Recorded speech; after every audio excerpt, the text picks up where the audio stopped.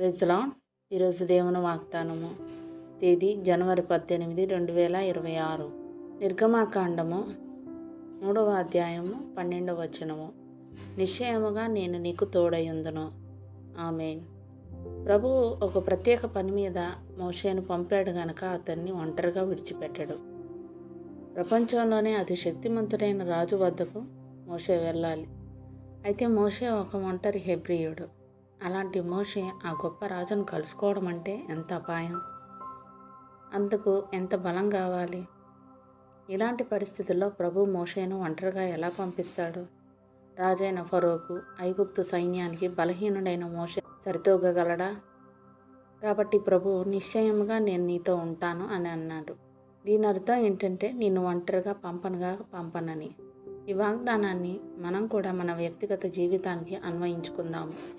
దేవుడు మనకు ఏర్పాటు చేసిన పనిలో మనం వెళ్ళేటప్పుడు కేవలం ఆయన శక్తి మీద ఆధారపడి ఆయన మహిమ కోసమే మనం ముందుకు సాగితే ప్రభు ఖచ్చితంగా మనతో ఉంటాడు.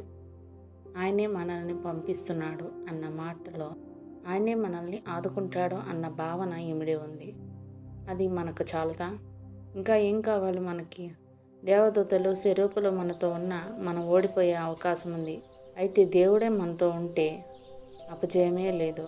ఆయన వాగ్దానానికి సరిపడే ప్రవర్తన మాత్రం మనకుండేలా జాగ్రత్త పడాలి. అది చాలా ప్రాముఖ్యమైన విషయం. పిరికితనం, అసంపూర్ణత, అజాగ్రత్త, మనంతట మనం చేయగలము అన్న ధీమ మనలో ఏమాత్రం ఉండకూడదు.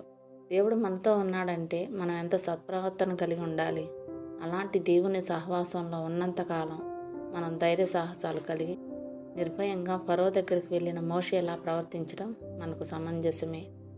దేవుడిచ్చిన ఈ వాగ్దానాన్ని స్వతంత్రించుకొని ఆయనకి కృతజ్ఞతాస్తుతులు చెల్లించుకుందాం.